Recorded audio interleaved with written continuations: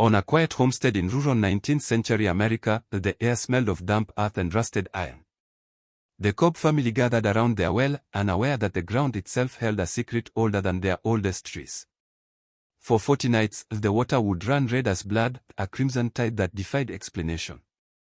Animals recoiled, the wind seemed to whisper in panic. Neighbors whispered of curses, omens, and sins buried deep in the soil. Each night, the family stared into the well's dark depths, horrified yet unable to look away. Was it punishment, a supernatural warning, or the echo of violence long forgotten? And as the blood continued to rise, dripping into buckets and soaking the surrounding ground, one question burned through the night: what sins had the earth remembered, and what horrors were still to come? The Cobb homestead lay nestled among rolling fields, a modest timber-framed house weathered by decades of wind, rain, and scorching sun. Its faded paint peeled in long strips, revealing the grey wood beneath, and the stone chimney leaned slightly, as though burdened by the weight of years. Surrounding the house, fields stretched in every direction, dotted with cotton, corn, and the occasional orchard, their orderly rows belying the unease that seemed to hover invisibly over the property. The nearby woods, dense and dark, whispered with wind-stirred leaves, casting long shadows that stretched across the red clay soil in the late afternoon sun. Inside, the air smelled faintly of iron, the hearth smoke, and old timber. John Cobb, patriarch of the family, moved through the rooms with deliberate care, boots echoing on the worn wooden floors. His stern features were lined with years of labor and worry, and his hands bore the calluses of a man accustomed to both fieldwork and household management. Mary Cobb, his wife, tended to the hearth with meticulous precision, the smell of fresh bread mingling with the faint tang of the nearby well water. The children, small and restless, ran barefoot across the floors, their laughter echoing faintly but never fully dispelling the heavy, lingering sense of tension that seemed to cling to every corner of the house. At the center of the homestead stood the well, a simple stone structure ringed with weathered wooden beams. For generations, it had provided water for drinking, cooking, and washing, its depth and clarity assumed to be safe and reliable. Yet even in its ordinary presence, there was a subtle unease. The water sometimes shimmered with strange reflections in the lantern light, and on certain mornings, the surface appeared rippled though the air was still. John dismissed these small oddities as tricks of shadow and wind, while Mary felt a lingering chill whenever she approached the stone rim. Neighbors, when passing by, remarked on the Cobb property with a mix of admiration and caution. The family worked hard, their crops prospering despite the lean soil, yet an unspoken tension surrounded the homestead. Some whispered that the land had always carried secrets, long-forgotten misdeeds of previous occupants, the echoes of violence buried beneath the soil. And though the Cobbs themselves remained largely oblivious to these stories, a quiet, inexplicable fear seemed to settle over the family, subtle but persistent, as if the land itself were holding its breath. That well, ordinary, reliable, unassuming, would soon become the epicenter of terror, drawing the family into a nightmare that no preparation, prayer, or effort could prevent. It began with a single, subtle hint: the water, one ordinary evening, tinged with the faintest hint of red, almost imperceptible, but enough to make the heart of any observer pause, uncertain. The first shadow of the horrors to come had settled over the Cobb homestead, unnoticed, yet irrevocable. It began quietly, almost imperceptibly. One cool autumn evening, John Cobb approached the well to draw water for the evening meal. The lantern in his hand cast a trembling glow across the stone rim, illuminating the familiar ripples of water that had sustained his family for decades. As he lowered the bucket, a flash of crimson caught his eye, reflecting the lamp's flickering light like liquid fire. For a moment, he froze, convinced it was rust or clay stirred by the recent rains. The bucket emerged heavier than expected, and when he peered inside, the water was unmistakably red, dark, thick, and glistening in the lantern light. John called Mary to inspect, his voice tense but tinged with disbelief. Mary approached, her skirts brushing the worn wooden platform, and gazed into the bucket. The crimson sheen glimmered unnaturally. Her hand trembled as she dipped a finger into the water. It stained her skin instantly, sticky and metallic, unmistakably like blood. Panic flared in her chest. "John, this isn't normal," she whispered, voice low but urgent. The children, drawn by the lantern's glow, gathered near the edge of the well, peering into the deep darkness with wide eyes, sensing the wrongness of what they saw, though unable to understand its significance. Neighbors soon heard rumors of the Cobb well. Some speculated that a carcass had somehow contaminated the water, perhaps an animal that had fallen into the depths. Others whispered darker possibilities, curses, ancestral sins returning, or a restless spirit haunting the homestead. John, ever practical, attempted to dismiss such notions, attributing the phenomenon to natural causes. He tested the water, examined the well walls, and even consulted neighbors about similar occurrences, but no explanation fit. Each attempt only deepened the unease. By the following morning, the crimson water remained, flowing steadily as if nothing had disturbed it. Attempts to draw fresh water produced the same result, red, viscous, undeniable. The smell was faint, metallic, and coppery, clinging to the wooden bucket and the family's hands. Mary's prayers became constant, whispered under her breath as she scrubbed her hands and soaked the dishes, fearful of what this blood meant. The children, once carefree, now avoided the well, their playful laughter replaced by silent, wide-eyed observation. That night, as darkness fell, the family watched in horrified silence. The water continued to gleam red under the lantern light, and John realized that no explanation, no rational thought, could account for what they were witnessing. It was no mere trick of nature, it was a warning, or perhaps punishment, and the Cobbs were powerless to stop it. The first sign of the terror to come had begun, and with it, the slow descent into 40 nights of inexplicable horror. As the crimson water persisted, whispers began to circulate through the surrounding town. The Cobb homestead, once a symbol of quiet prosperity and diligence, became a place of unease and speculation. Neighbors spoke cautiously, glancing over their shoulders as they passed, afraid to speak too loudly. Some recounted old stories of the land, tales of disputes and bloodshed dating back generations, of families who had perished mysteriously or been driven away by unknown forces. It was said the soil held memories, that the sins of one generation could seep into the earth, waiting for a reckoning. Local elders told of the land's past occupants, men and women whose greed or cruelty had stained the very soil with violence. One tale described a feud between neighboring families that ended in a single night of murder, the blood of the victims never truly absorbed by the earth, lingering invisibly beneath the surface. Others spoke of a solitary traveler, found drowned in the creek decades before, whose family had vanished without explanation. To these townsfolk, the crimson water of the Cobb well was more than a freak occurrence, it was the land remembering, demanding acknowledgement for wrongs long buried. Even the children of the town noticed changes. They claimed that when the wind was right, they could hear low whispers near the edges of the Cobb fields, voices too soft for adults to hear, murmuring names and accusations. Some described shadows moving unnaturally among the trees, their shapes contorting in ways that defied logic. The family well, once mundane, now loomed like a dark monument, a vessel for voices and memories that refused to remain hidden. The town clergy intervened, visiting the Cobb property to pray and offer guidance. They sprinkled holy water around the well, recited verses from scripture, and spoke of divine punishment. Yet even their presence seemed to have little effect. The water continued to run red, the metallic scent heavy in the cool autumn air. The priest departed with grave expressions, warning the Cobbs that some forces might not yield to human intervention. Within the family, fear deepened. Mary Cobb prayed constantly, clutching rosaries and beseeching the heavens for mercy. John scoured historical records, searching for any incident that might explain the phenomenon. Even the children, their innocence fading with each night, whispered of eyes in the well and voices calling from the water's depths. The whispers of the past had grown loud enough to touch the present, dragging the Cobbs into a confrontation with horrors they did not yet understand, and a mystery that refused to release its grip. The Cobbs could no longer pretend that the crimson water was a harmless anomaly. Each evening, as the lanterns cast trembling light across the stone well, a heavy dread settled over the family. John, practical and methodical by nature, tried to reason, to find some scientific or natural cause, yet each test only confirmed what he feared most: the water remained unnaturally red, thick with a metallic tongue that clung to hands, buckets, and skin.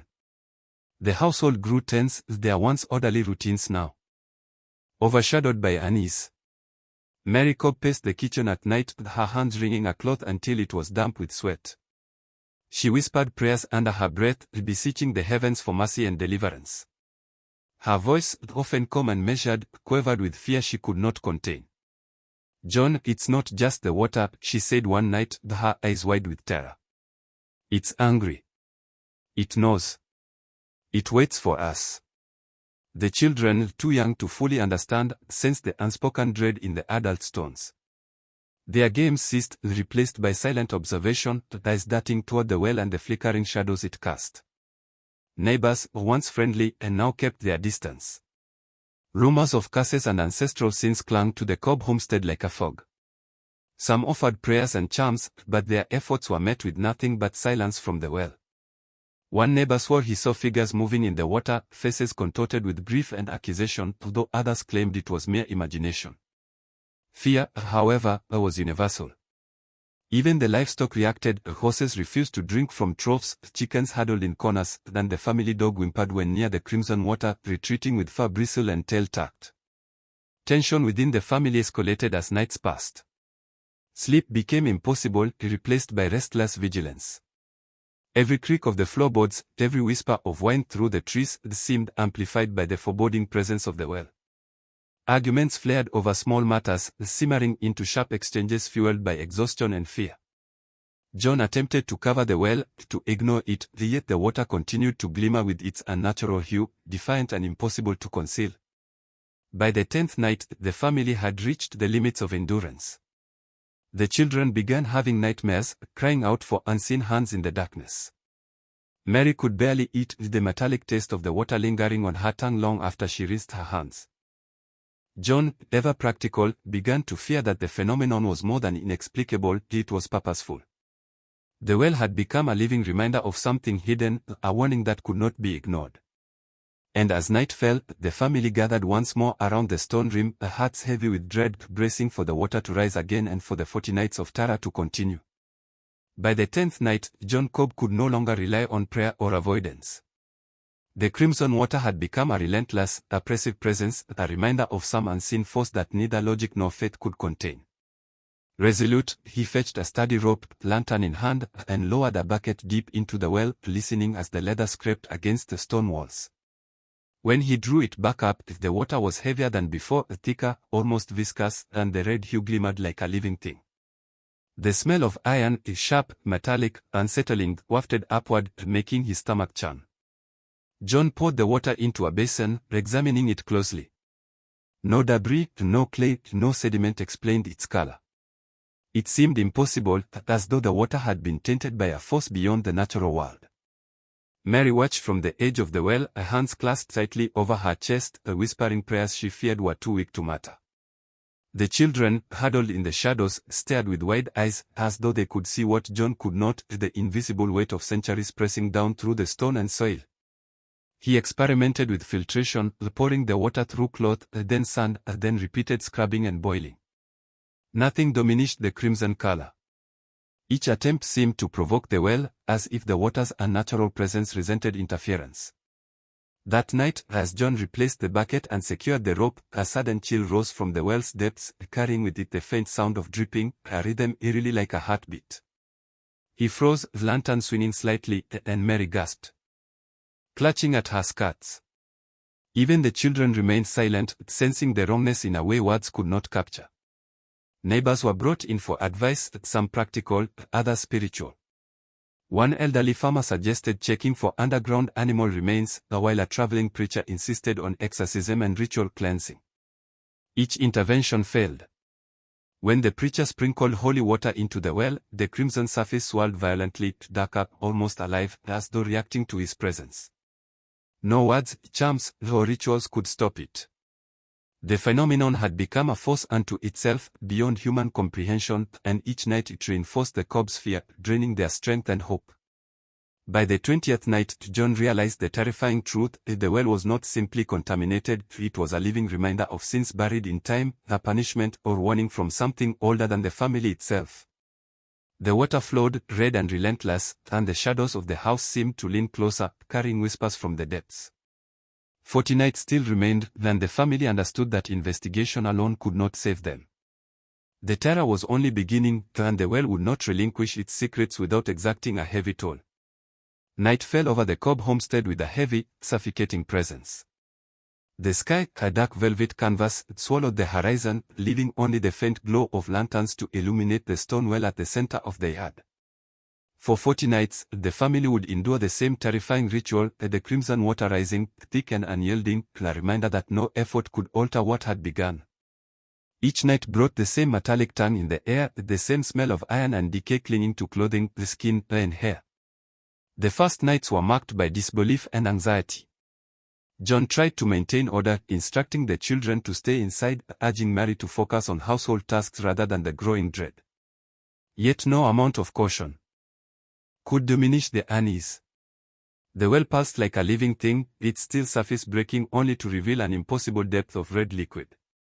At night, shadows stretched unnaturally across the yard, bending and writhing in ways that seemed almost deliberate. Even the wind carried whispers that seemed to echo from the stone rim, murmuring words the family could not comprehend. As the nights progressed, sleep became impossible. The children awoke screaming, describing hands reaching from the water and faces leering up from the depths. Mary's prayers grew frantic, spilling over into the hours before dawn, yet the water remained undiminished. John's attempts to rationalize theories of contamination, the chemical reactions, underground streams, failed under the weight of undeniable, unchanging red. It became clear that the well was not just a source of water, it had become a vessel of terror, a mirror reflecting some hidden guilt or ancestral reckoning. By the 20th night, the psychological toll was undeniable. Meals were eaten in silence, work was rushed, and every creak of the floor or rustle in the wood set nerves on edge. The livestock, attuned to the unnatural presence, refused to drink from troughs and avoided the yard altogether. Even the children, once carefree, walked with hesitant steps, glancing nervously at the well that now dominated their lives. The household seemed suspended between reality and nightmare, trapped by a phenomenon they could not understand, yet could not escape. Each night, as the crimson water gleamed in the lantern light, John and Mary could only watch and endure. The 40 nights loomed ahead like an unbroken chain, each more unbearable than the last. The well was no longer merely an object, it was a force, a reminder of something older and darker than the family, and the Cobbs understood, with growing horror, that they were living at the mercy of a power beyond human control. The 40 nights had begun, and nothing could stop the relentless flow of blood-red water from the well. By the 20th night, the strange crimson phenomenon had spread beyond the Cobb homestead into the consciousness of the entire town. Neighbors no longer whispered discreetly but gathered in tense clusters along the edges of the property, their faces pale in the flickering lantern light.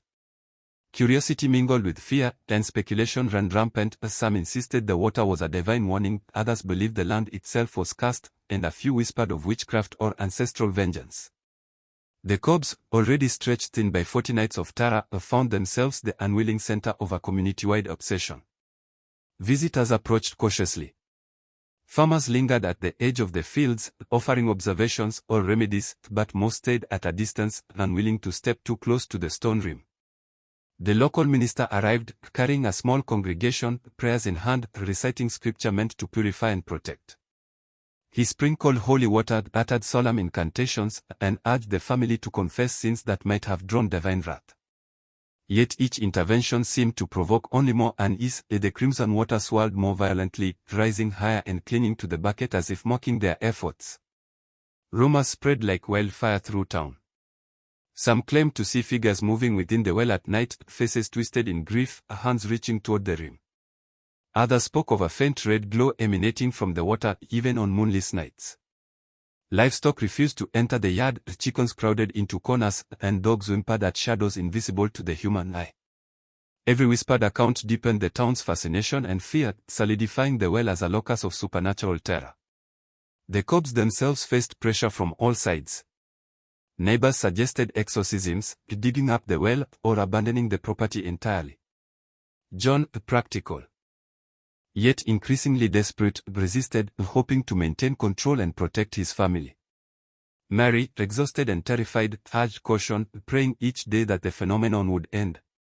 But each night, the red water continued to flow, an unstoppable force that seemed to grow in awareness and intensity, impervious to human effort. By the 30th night, it became clear that the Cobb well had transcended mere explanation.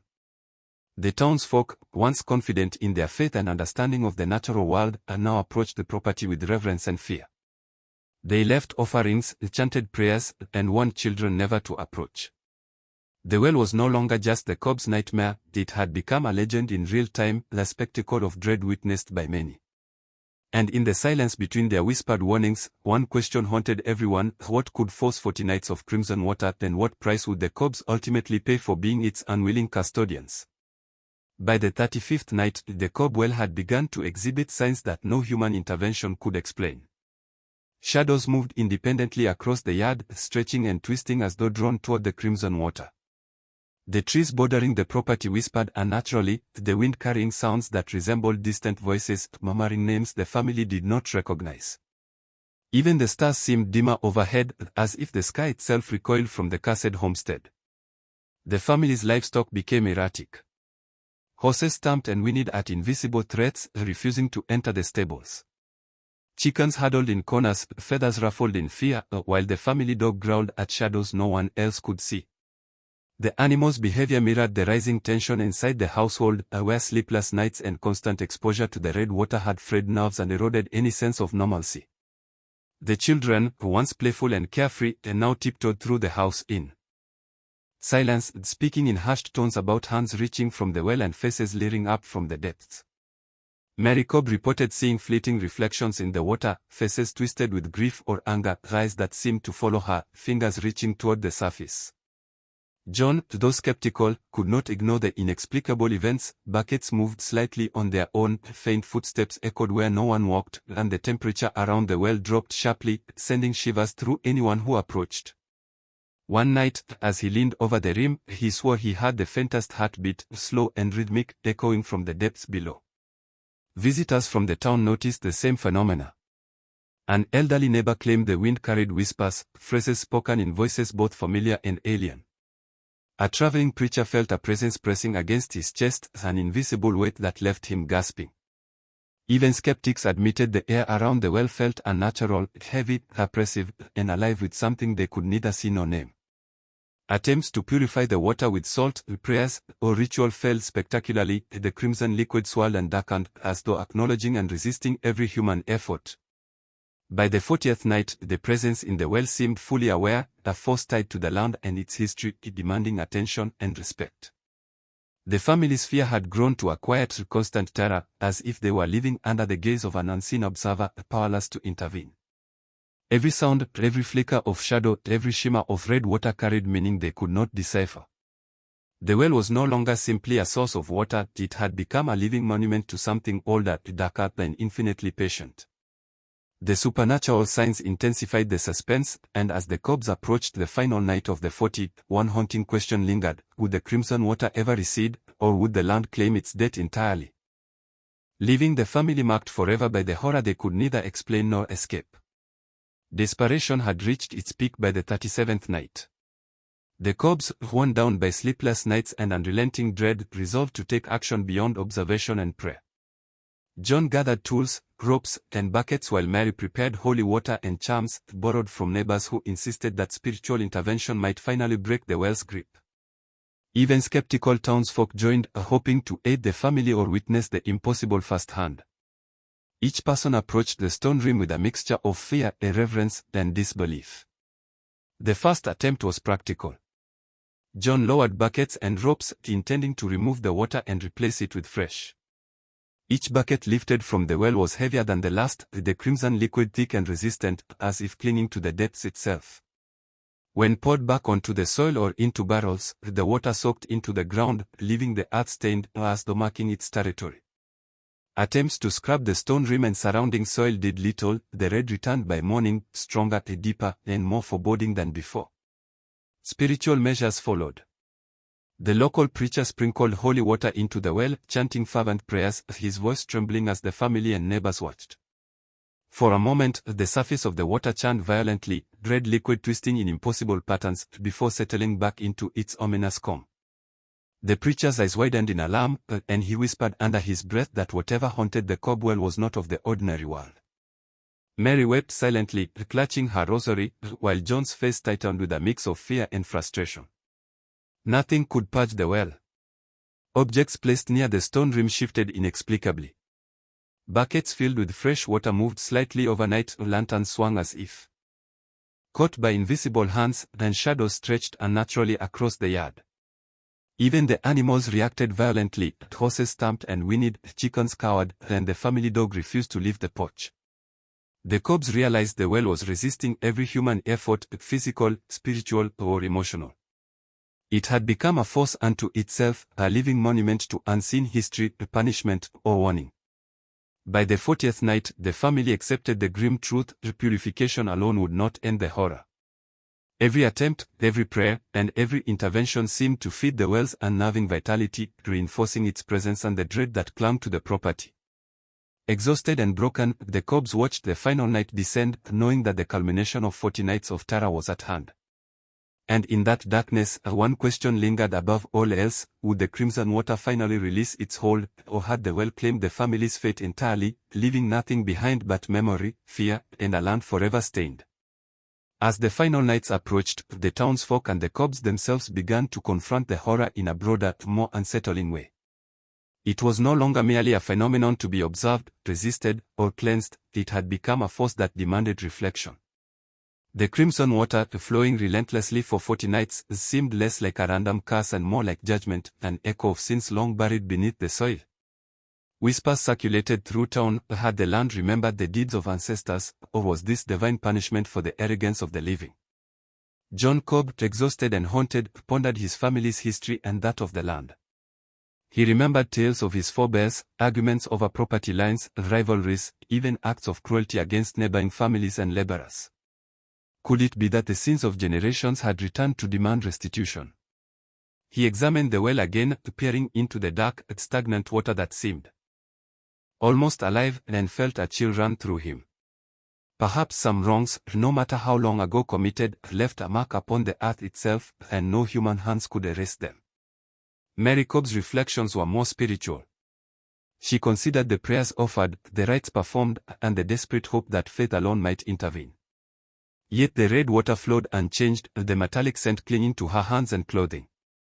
She whispered confessions she had never spoken aloud, not only for herself but for her family, for sins she did not fully understand. Perhaps acknowledgement, humility, or remorse was the only defense against the wrath the well had awakened. Her fear was tempered by a somber awe, an understanding that some forces demand respect, and that survival might depend more on endurance than resistance.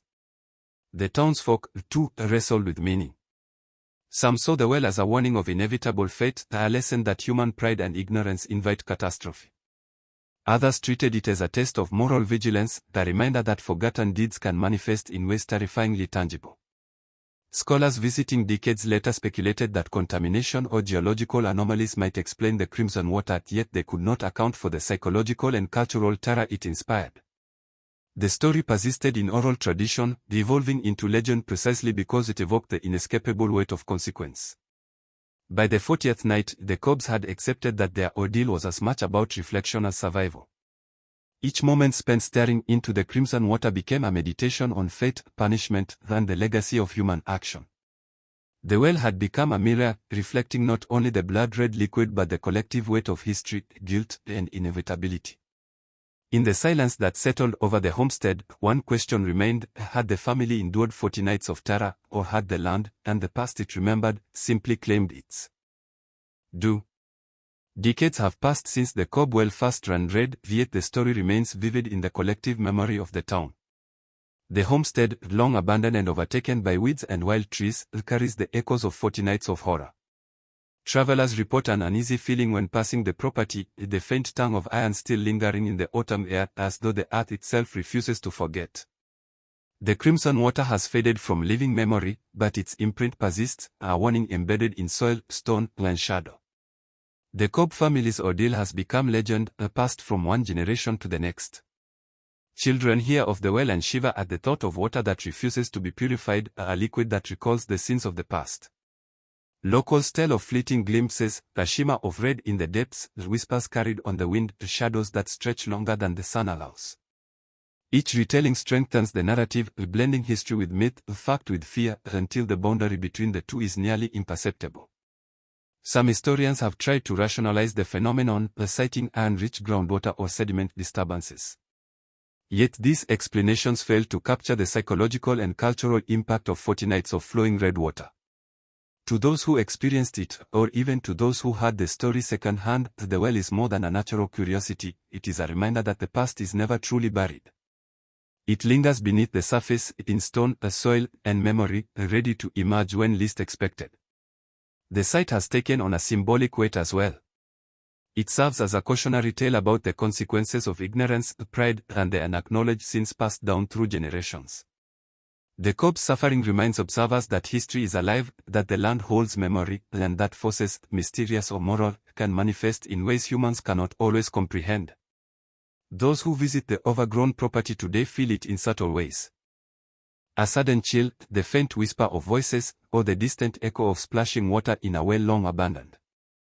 For modern audiences, the Cobb well offers a question that lingers beyond the story. What would you do if faced with a warning you could not understand, a force you could not resist? If you stood before a well that bled for 40 nights, would you flee, pray, or remain paralyzed by fear? The legend does not offer answers, only the weight of possibility, the story carried in the wind, whispered through the trees, and etched forever into the earth. In every shadow, in every rustle of leaves, the bloody well endures, a haunting testament to fate, memory, and the inescapable grip of the past.